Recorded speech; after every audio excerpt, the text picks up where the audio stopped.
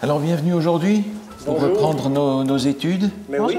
On va prier ensemble si vous voulez bien. Caroline, tu veux prier en commençant? OK, parfait. Bon Père Céleste, on te remercie pour ce privilège de pouvoir ouvrir ta parole. On réclame cette promesse que tu nous envoies ton Saint-Esprit en ce moment pour qu'on puisse comprendre et qu'on puisse accepter ces choses telles que tu veux nous les enseigner. Et c'est au nom de Jésus qu'on te prie. Amen. Amen. Merci bien. Aujourd'hui, j'aimerais continuer avec vous à regarder les outils que le Seigneur nous donne pour entretenir, développer, améliorer, fortifier notre relation avec lui.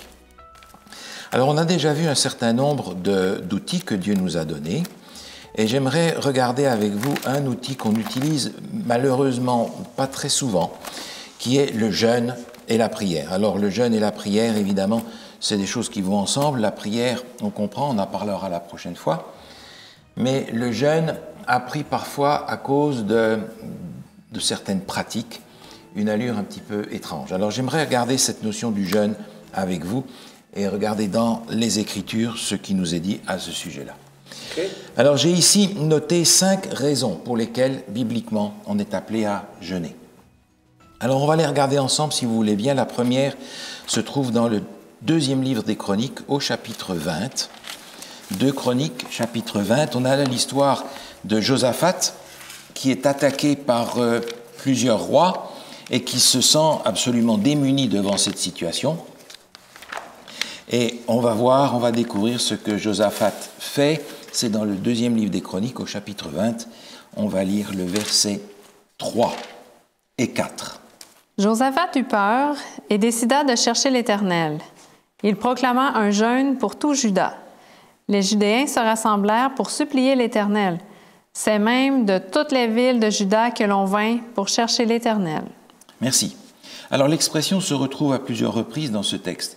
Josaphat a cherché l'Éternel. Il était dans une situation critique, désespérée, et il veut développer un contact particulier avec Dieu. Et l'intensité va être mise dans cette recherche d'un contact par le jeûne associé à la prière. Donc la première raison pour laquelle le jeûne est important, c'est parce qu'on veut rechercher un contact particulier avec Dieu. J'ai ici plusieurs textes, on va en lire seulement un par point, parce que les autres, on peut les trouver sur Internet, sur les PDF de ces études bibliques, mais je voudrais montrer l'image globale. La deuxième raison, c'est parce qu'on sent le besoin de confesser nos péchés. J'aimerais regarder avec vous la prière de Daniel, dans Daniel chapitre 9. Daniel chapitre 9. Alain, est-ce que tu veux bien nous lire, si tu veux, le verset 2 et 3? Daniel 9, versets 2 et 3. La première année de son règne, moi, Daniel, je vis par les livres qu'il devait s'écouler 70 ans pour les ruines de Jérusalem, d'après le nombre des années dont l'Éternel avait parlé à Jérémie le prophète. Je tournai ma face vers le Seigneur Dieu afin de recourir à la prière et aux supplications en jeûnant et en prenant le sac et la cendre. Merci. Et puis après, on a la prière de Daniel qui reconnaît son péché. Et au verset 20, si tu veux nous lire aussi, il dit ce qu'il a fait. Je parlais encore, je priais, je confessais mon péché et le péché de mon peuple d'Israël, et je présentais mes supplications à l'Éternel, mon Dieu, en faveur de la sainte montagne de mon Dieu. Voilà. Que faisait Daniel dans sa prière? Il cherchait Dieu, il confessait son péché, le péché de son peuple. Oui. Donc le jeûne et la prière sont 2 outils que Dieu nous donne, en particulier aussi lorsqu'on se rend compte que notre situation de péché demande une repentance, une confession particulière. Et dans le cas particulier ici de Daniel, il ne présente pas seulement son péché, parce qu'on a l'impression en lisant le livre de Daniel que Daniel est sans faute, mais son peuple. Il reconnaît le péché de son peuple et se met à l'intérieur, il se met avec eux comme ayant rejeté Dieu, étant rebelle à la parole de Dieu. Premier point, chercher Dieu. Deuxième point, confesser nos péchés et demander le pardon à Dieu. Troisième point, nous humilier devant Dieu. Alors j'aimerais regarder le texte qu'il y a dans Esdras, livre d'Esdras au chapitre 8. Esdras, chapitre 8.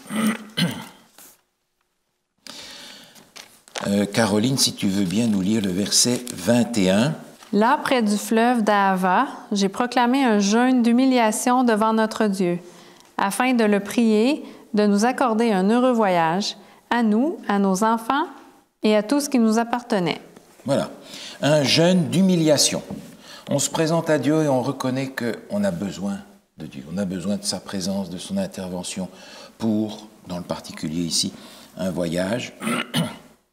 C'est une manière de nous présenter à Dieu et de lui dire que nous reconnaissons qu'on ne peut pas s'en sortir tout seul. On a aussi cet exemple dans le livre d'Esther. Regardez avec moi dans le livre d'Esther, au chapitre 4 par exemple. Vous vous souvenez, Esther doit aller se présenter devant le roi et elle va demander que le peuple jeûne aussi avec elle.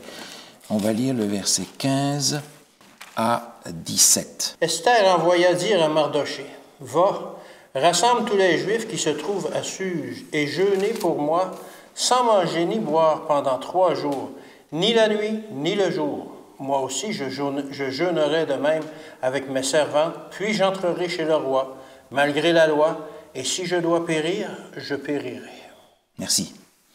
Voilà, Esther sent que si Dieu n'intervient pas, ça ne marchera pas.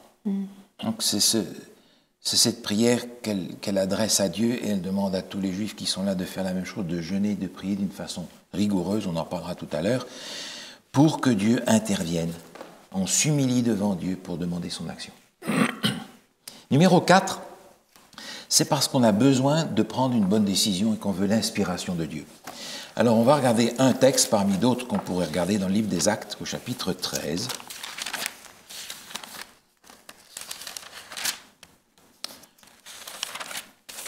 C'est dans Actes chapitre 13, le verset 2 et 3. Pendant qu'il rendait un culte au Seigneur et qu'il jeûnait, le Saint-Esprit dit, « Mettez-moi à part Barnabas et Saul pour la tâche à laquelle je les ai appelés. » Alors, après avoir jeûné, prié et posé les mains sur eux, ils les laissèrent partir. Merci. Dieu a parlé à une église qui est particulièrement attachée à lui et Dieu va choisir 2 personnes pour le représenter comme missionnaire. Et l'Église, ayant compris ce que Dieu demande, va jeûner et prier dans cette décision de recevoir ce que Dieu a demandé. Et ils ont imposé les mains à Saul et Barnabas. Donc c'est une chose que l'on fait aussi quand on a une décision à prendre, importante. On ne veut pas aller avec nos idées à nous, avec nos préjugés, avec une pression ou une autre. On veut que le Seigneur nous inspire dans la décision qu'on a à prendre. Et on veut s'humilier et demander à Dieu, donne-nous ton esprit pour comprendre quelle décision on doit prendre dans cette situation-là. Numéro 5, c'est dans Joël chapitre 1. Et là, c'est une raison un petit peu différente, mais qui est importante aussi pour nous aujourd'hui. Joël chapitre 1er, on avait déjà mentionné que le livre de Joël est très eschatologique, c'est-à-dire qu'il concerne les temps de la fin. L'expression « le jour de l'Éternel est proche » se retrouve à plusieurs reprises dans ce livre-là. Et dans Joël chapitre 1er, le verset 14 et 15. Joël chapitre 1er, 14 et 15, on retrouve d'ailleurs à ce moment-là le contexte dans lequel ce conseil est donné pour la fin des temps. Joël chapitre 1er, versets 14 et 15. Publiez un jeûne, une convocation solennelle.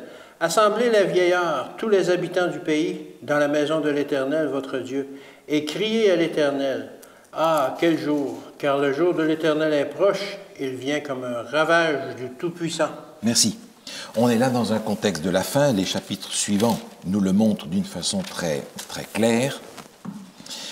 Dieu invite son peuple à jeûner et à prier dans les derniers temps.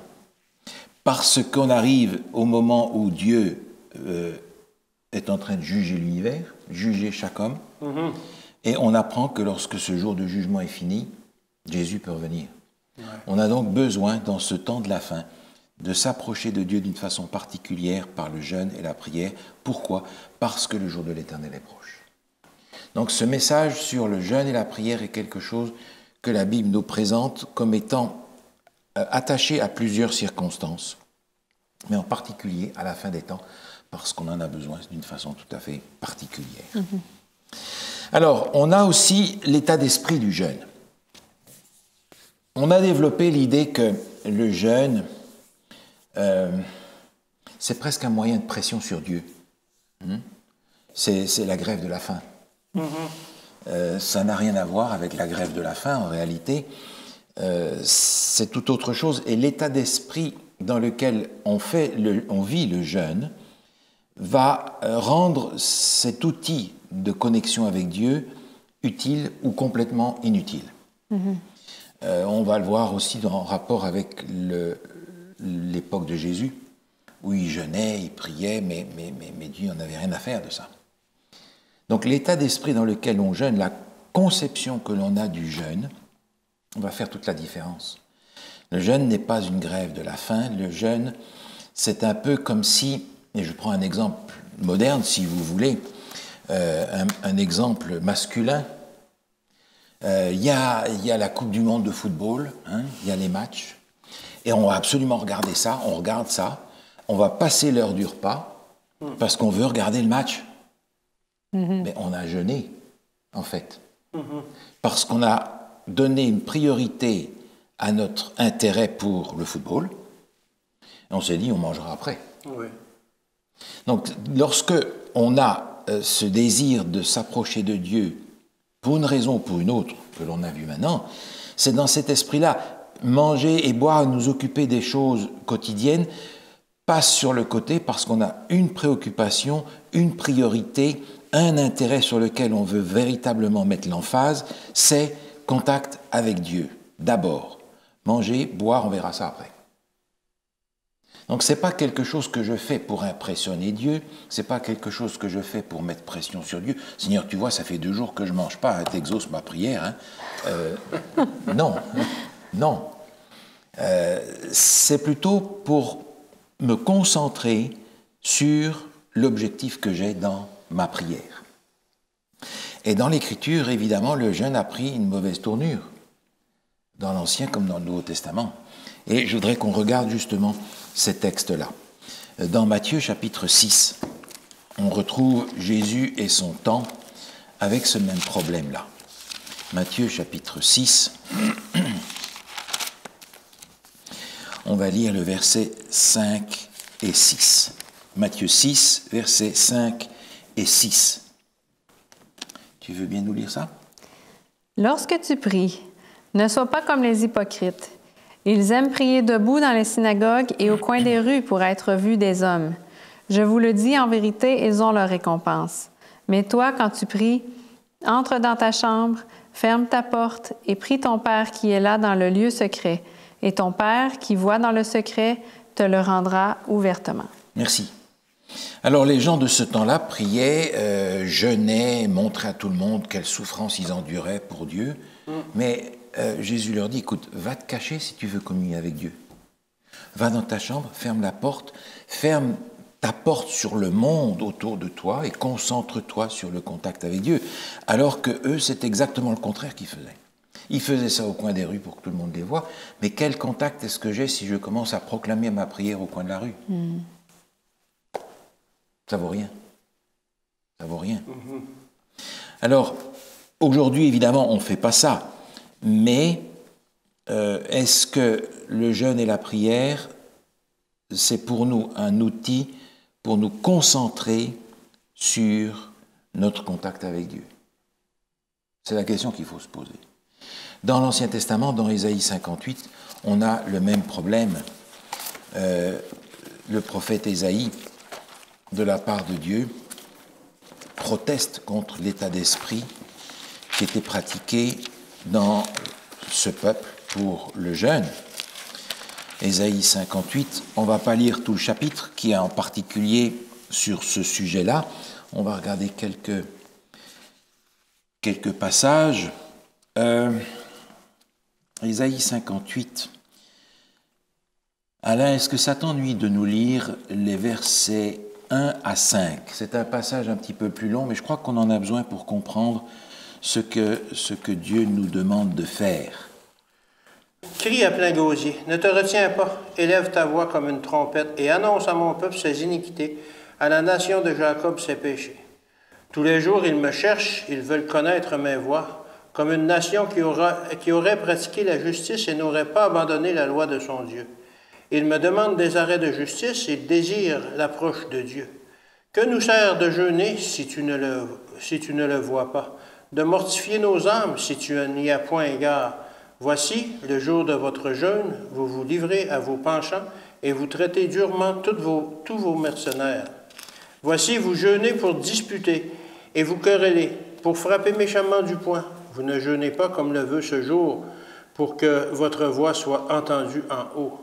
Est-ce là le jeûne auquel je prends plaisir, un jour où l'homme humilie son âme, courber la tête comme un jonc et se coucher sur le sac et la cendre? Est-ce là ce que tu appelles un jeûne, un jour agréable à l'Éternel? Merci bien. Là, le message de Dieu est clair. Il commence par dire au prophète, annonce à mon peuple ses péchés. Autrement dit, on peut faire quelque chose que Dieu nous demande, mais quand on le fait mal, c'est péché. La façon dont il jeûne est un péché aux yeux de Dieu. Alors ça doit nous faire réfléchir, parce qu'on ne va peut-être pas vivre ça de cette façon-là, mais on peut peut-être utiliser le jeûne et la prière d'une façon qui sont une offense à Dieu en réalité. Hein? Alors, quand il jeûne pour se disputer, pour se quereller, pour frapper du poing. Et Dieu dit, mais c'est ça le jeûne qu'on est appelé à vivre? Ça n'a rien à voir. Et vous avez remarqué, le texte dit, il rapporte les paroles du peuple et dit, que nous sert de jeûner si tu ne le vois pas? Oui, c'est ça. Alors ça rejoint l'état d'esprit que je mentionnais tout à l'heure. Voilà, regarde Seigneur, on a fait ça, hein, et puis ça continue de mortifier notre âme si tu n'y prends point égard. Autrement dit, on a pris le jeûne comme une œuvre méritoire pour obtenir de Dieu ce qu'on veut.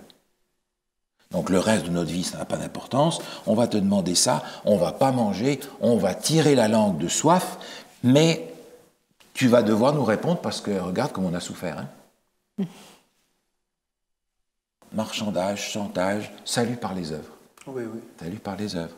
Alors ce chapitre décrit ça, et la suite du chapitre, qu'on va encore une fois pas lire en entier, on pourrait malgré tout, mais à partir du verset 6, le prophète apporte de la part de Dieu le jeûne auquel il prend plaisir. Caroline, si tu veux nous lire le verset 6, si tu veux, jusqu'au verset 9. Voici le genre de jeûne que je préconise. Détacher les chaînes dues à la méchanceté, dénouer les liens de l'esclavage, renvoyer libres ceux qu'on maltraite. Mettez fin aux contraintes de toutes sortes. Partage ton pain avec celui qui a faim et fais entrer chez toi les pauvres sans foyer. Quand tu vois un homme nu, couvre-le. Ne cherche pas à éviter celui qui est fait de la même chair que toi. Alors ta lumière jaillira comme l'aurore et ta restauration progressera rapidement. Ta justice marchera devant toi et la gloire de l'Éternel sera ton arrière-garde. Alors tu appelleras et l'Éternel répondra. Tu crieras et il dira, « Me voici ». Oui, si tu éloignes du milieu de toi la contrainte, les gestes menaçants et les paroles mauvaises. Etc. Elle continue en disant justement, voilà, à ce moment-là, Dieu écoutera. Et il y a tout un tas de conditions, vous avez vu? Mais on ne parle pas de ne pas manger. On ne parle pas de ne pas manger. On ne parle pas de ne pas manger. Qu'est-ce qu'il dit de faire? De faire du bien autour de nous. Détache les chaînes de la méchanceté, oui. Change ton caractère, dénoue les liens de la servitude, renvoie libre les opprimés, etc., oui. etc. Partage ton pain avec celui qui a faim, donner l'asile aux malheureux, etc. Autrement dit, Dieu nous demande de rentrer dans son plan, du plan qu'il a pour nous, et quand on rentre dans son plan, à ce moment-là, on se tourne vers lui et dit, Seigneur, qu'est-ce que je dois faire? On jeûne. Réponse de Dieu, me voici, j'arrive. Qu'est-ce que je peux faire pour toi? Alors tu appelleras, l'Éternel répondra, tu crieras, dira, me voici. Alors c'est à ce moment-là que Dieu répond. Il n'est effectivement pas question de manger ou pas manger. Ce qui veut dire que lorsqu'on parle de jeûne, dans notre esprit, c'est manger et boire. Oui. Et on prend facilement le texte d'Esther. Esther disait, vous ne mangez pas, vous ne buvez pas, ni jour ni nuit, parce qu'ils avaient déjà l'habitude de faire des jeûnes bizarres, ou ne mangez pas la journée, mais la nuit. Ils se goinfraient comme tout. Donc, ni jour ni nuit, ni nourriture ni eau. Là, c'est serré. Et dans notre esprit, on pense, ah, mais moi, je ne peux pas jeûner, parce que si je ne mange pas une journée, je tombe par terre. Mais il n'est pas question de manger ou pas ici. Et à partir de ce texte, j'aimerais souligner l'idée que jeûner pourrait peut-être être beaucoup plus profitable pour nous aujourd'hui si on jeûnait d'autre chose que de nourriture, parce que dans le monde où on est, il n'y a de loin pas que la nourriture qui nous empêche de nous concentrer sur Dieu. On est entouré d'une foule de choses, de téléphones qui nous rejoignent dans les coins les plus perdus du monde. On peut nous attraper partout où on est, nous rejoindre, nous envoyer des choses à faire, à répondre, etc. L'électronique aujourd'hui nous colle à la peau. Et il y a plein d'autres choses. Il peut y avoir des relations toxiques dans notre vie qui nous empêchent de nous approcher de Dieu ou d'être dans son plan. Il peut y avoir une foule de choses dont on peut être amené à se séparer pendant un certain temps pour pouvoir se concentrer sur Dieu. Ça peut être téléphone, ça peut être ordinateur, ça peut être des gens, ça peut être des circonstances, ça peut être une foule de choses. Ça peut être même le travail. Ça peut être le travail. Une foule de choses dans le monde d'aujourd'hui qui doivent pouvoir rentrer dans le jeûne. Et ce n'est pas nécessairement la même chose pour toi que pour moi. Peut-être que tu devras jeûner d'une chose, que tu sais être une entrave dans ta relation avec Dieu, et moi, ça va être autre chose, qui ne te pose pas de problème. Ça ne nous empêche pas en tant qu'Église de jeûner. Si on veut demander à Dieu, aide-nous à prendre une décision sage. Mais individuellement, on peut le faire comme on le voit dans les Écritures, pour différentes raisons. Parce que nous avons besoin de nous concentrer sur Dieu, de rechercher Dieu et de l'entendre nous parler. Alors de quoi est-ce que j'ai besoin de jeûner aujourd'hui?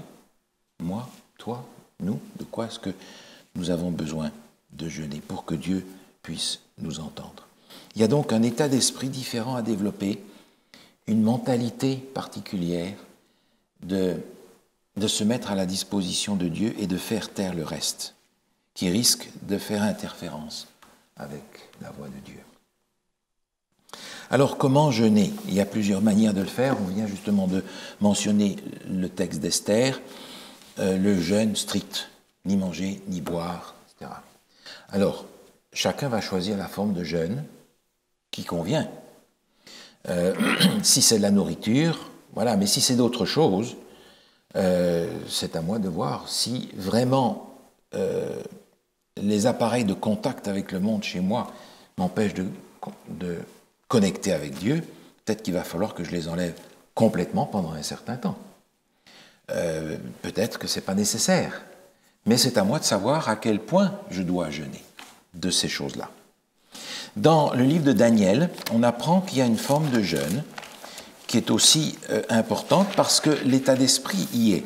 Dans Daniel chapitre 10, la période de déportation arrive à son terme et Daniel est inquiet parce qu'il ne voit pas grand-chose qui bouge. Alors on va lire Daniel chapitre 10, versets 2 et 3. Daniel chapitre 10, versets 2 et 3, si tu veux bien nous lire ça.